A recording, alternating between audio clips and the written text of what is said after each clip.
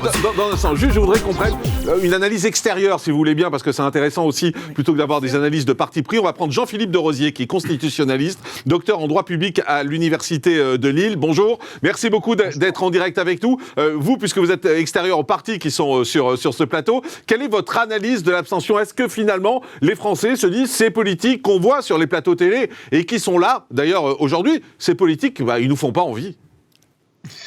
Je pense qu'il y a une double explication. Il y a une explication certainement structurelle. Nos démocraties, la France, mais pas seulement en France, connaissent une désaffection démocratique et un désintérêt de la part des électeurs vis-à-vis des élus, vis-à-vis de la politique, vis-à-vis du fonctionnement démocratique. C'est ce que l'on appelle classiquement la crise des démocraties, la crise de la représentation, peut-être même la crise de la confiance envers nos institutions et envers nos représentants.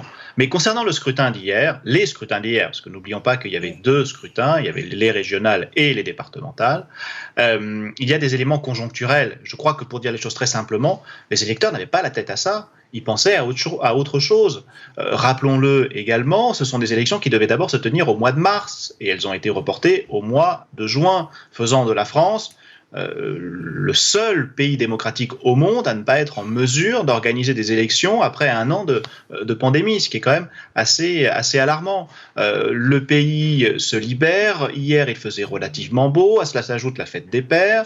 Je pense qu'il y avait beaucoup d'électeurs qui avaient envie de profiter de tout ça, de se libérer, de profiter de leur jardin, de leur famille, de la plage ou de la montagne, et qui n'ont pas forcément pensé à aller mettre un bulletin dans une urne pour un scrutin en plus, ou des scrutins, des élections dont ils mesurent peut-être pas très bien les enjeux. Et donc, il y a cet élément-là conjoncturel aussi. Je ne crois pas qu'il faut tirer immédiatement et exclusivement un enseignement qui serait que les électeurs ne s'intéressent plus à la vie démocratique, ne s'intéressent plus aux élus. Je crois que c'est quelque chose, en tout cas je l'espère aussi, d'assez exceptionnel, et que lors des prochains scrutins, notamment l'année prochaine en 2022, il y aura à nouveau un sursaut démocratique, rendant d'ailleurs assez difficile, au-delà de l'abstention, les conclusions que l'on pourrait tirer de ce scrutin par rapport aux forces politiques. Jean-Philippe de Rosier, restez avec nous parce que j'ai vu Aurélien Lecoq réagir. Aurélien Lecoq qui est candidat sur la liste des écolos et de la gauche en Hauts-de-France, et réagir pendant que vous parliez. Moi, je pense pas non plus que ce soit que les gens ne s'intéressent plus à la politique ou qu'ils ne s'intéressent pas à ce qu'il s'est passé. Je pense que les gens, ils en ont ras-le-bol. Ils en ont ras-le-bol. Et d'ailleurs, ils en ont ras-le-bol de la manière dont la politique est faite aujourd'hui. Ils en ont ras-le-bol que les élections ne servent à rien, parce que c'est ce dont ils ont l'impression. On est dans un système de la Ve République où on a l'impression qu'à part le président de la République, tous les autres ne servent à rien. Effectivement, ils connaissent pas nécessairement les compétences des régions et des départements, mais ils ont aussi l'impression que quand ils élisent leur conseiller départemental, même s'il est d'accord avec eux, leur vie ne change pas. Leur vie ne change pas parce que les départements, les régions, les collectivités territoriales sont contraintes par les budgets de l'exécutif, et donc au bout d'un moment, ils en ont marre. Donc il y a dans notre pays une véritable, à mon avis, grève civique. Une grève civique. Et d'ailleurs, ce qui s'est passé hier, ça a un sens politique fort, parce que ce ne sont pas simplement les gens qui ont décidé de partir en week-end ou d'aller voir le soleil qui se sont abstenus. Les plus abstentionnistes, et ça s'est vérifié encore une fois hier, ce sont les quartiers populaires, ce sont les plus pauvres, ce sont les jeunes. Et ce ne sont pas forcément des gens qui vont à la plage le dimanche. Ce sont des gens qui souffrent et qui en ont ras-le-bol.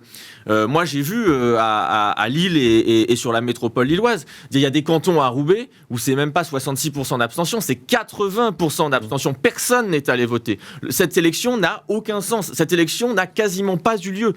Jean-Philippe de Rosier, une question. J'arrive, Esther Benassa. Une question quand même. Est-ce qu'il n'y a pas trop de rendez-vous électoraux en France ? Est-ce que c'est pas ça aussi, vous qui êtes constitutionnaliste ? Il ne s'agit pas de moins faire voter les gens, mais peut-être de les faire voter différemment et de faire moins de rendez-vous électoraux, de regrouper un peu plus les choses. Alors, je ne crois pas qu'il y a trop de rendez-vous électoraux. Il y a 3 niveaux d'administration territoriale. On vote pour ces 3 niveaux, les communes, les départements, les régions. Et à cela s'ajoute le niveau national, où effectivement en France, on vote 2 fois, puisqu'on vote pour le président et pour l'Assemblée nationale. On a donc 5 grandes élections. Je ne crois pas que ce soit trop. En revanche, là où je vous rejoins, oui, je crois que ce serait une assez bonne idée que de regrouper tous les scrutins locaux tous les scrutins locaux, municipal, départemental et régional, en un seul événement politique. Ça renforcerait le rôle des collectivités territoriales qui auraient un rôle politique plus important. On convergerait en un instant politique tous les regards des électeurs, des médias sur ces élections locales, qui pourraient d'ailleurs être organisées à mi-mandat national, c'est-à-dire un petit peu en forme d'élection intermédiaire par rapport aux élections législatives et présidentielles, et en faire un événement politique. On va dénoncer à ce moment-là, si on fait ça, effectivement, la dimension nationale de ce scrutin, qui est un scrutin local, mais en réalité, la dimension nationale existe déjà. Regardez les analyses auxquelles nous nous livrons depuis hier soir par rapport aux forces politiques. C'est bien dans une dimension nationale, dans la perspective des élections présidentielles de l'année prochaine. Et donc, je crois qu'il faut en prendre acte et effectivement converger, réunir tous les scrutins locaux à une même date, à un même moment, pourrait être la façon de créer cet instant politique qui pourrait davantage concentrer l'attention des électeurs. Proposition très intéressante. Merci Jean-Philippe de Rosier, constitutionnaliste, docteur en droit public à l'Université de Lille.